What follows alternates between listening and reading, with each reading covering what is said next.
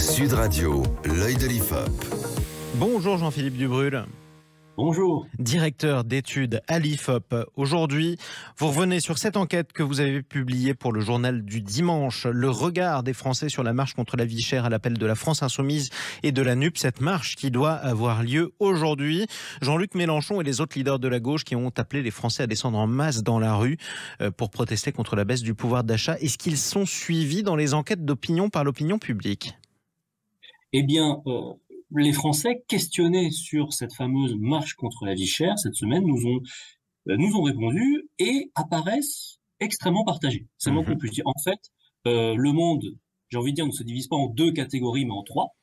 Avec un tiers, 34% des Français qui affirment soutenir ou avoir de la sympathie pour cette initiative, ce mouvement, cette marche contre la vie chère. 32%, quasiment pareil, soyons honnêtes, qui se déclarent opposés ou hostiles.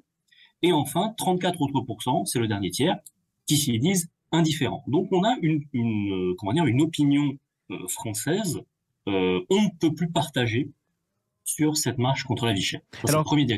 Alors, on imagine que sans surprise, les Français qui ont le plus de sympathie pour cette marche sont ceux qui sont plutôt des sympathisants de la NUPES.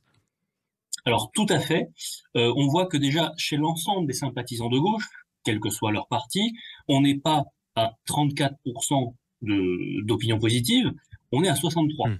C'est quasiment le double. Donc ça, c'est pas très surprenant. Ce qui est plus, surprenant en revanche, c'est qu'au sein de la gauche, des gauches, il faut dire ça maintenant vu les différences qu'il y a entre elles tout à fait, c'est qu'en fait, chez les sympathisants de la France Insoumise en particulier, qui est en première ligne pour porter cette marche, on est à 83% d'opinion positive.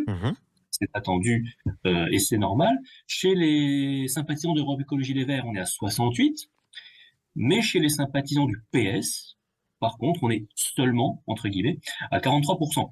Donc ça montre que les sympathisants PS, alors qui sont plus vieux que la moyenne à l'heure actuelle, et chez les plus vieux, le soutien à cette marche, il est moins élevé, on pourra y revenir. Mais c'est peut-être aussi un phénomène de... Plus on se déplace vers le centre, voire vers la droite, plus on est hostile ou moins on est favorable à cette marche. Ça, c'est ce qu'on peut en déduire. J'imagine, on va passer rapidement dessus, que sans surprise, les sympathisants du gouvernement sont les plus hostiles à cette marche ? Tout à fait. De très loin, de manière quasiment unanime, sans beaucoup de questions. Mais ce qui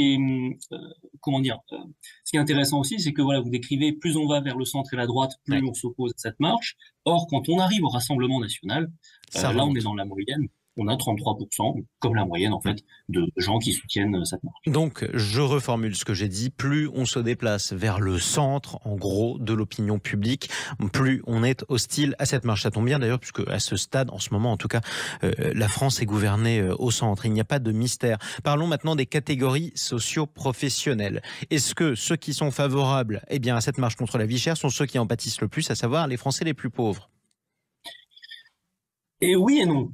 Oui et non. Quand je vous dis ça, j'ai pas répondu à grand chose. En fait, les catégories de population qui soutiennent le plus cette marche forment un attelage assez hétérogène. Vous avez les plus jeunes, déjà. Les plus précaires, ceux qui commencent à construire leur vie matérielle, etc. Donc c'est normal. 53% des moins de 25 ans, ou plus de la moitié, soutiennent cette marche. C'est seulement 21% chez les plus âgés. Il y a vraiment une corrélation à l'âge qui est très très forte. Et avec ces jeunes qui soutiennent cette marche, on trouve, c'est assez inhabituel, les artisans et commerçants, qui sont plutôt, en général, qui sont pas dans les mêmes combats. Donc on a un attelage assez surprenant qui pourrait rappeler d'ailleurs celui des Gilets jaunes qui avait surpris tout le monde. Donc là, on voit concrètement que ceux qui sont favorables à cet appel à manifester sont les jeunes et les artisans. Si je peux me permettre, Jean-Philippe Dubrul, et on en terminera par là, ce sont aussi ceux qui manifestent le moins en général. À partir de là, est-ce que ça présage d'une mobilisation plutôt faible dans la rue ? Alors, ce que je peux vous dire là-dessus, c'est que quand on regarde ce niveau de soutien ou d'opinion positive à l'égard de la marche, 34%, on l'a dit chez l'ensemble des Français, en fait, on a comparé ça dans le temps. On a regardé, on a posé la même question sur la mobilisation contre la réforme des retraites en septembre. Et à l'époque, la même question, c'était pas 34%, c'était 56% de soutien aux sympathies. Donc on est quand même largement en dessous, et s'il faut retrouver ce chiffre de 34% environ de soutien à un mouvement, il faut remonter à l'été 2021, enfin la rentrée 2021, et les manifs contre le pass sanitaire. On a vu qu'elles ont certes surpris au cours de l'été. Elles ont duré, mais elles se sont lentement éteintes, et c'est ce qui avait fini par se passer.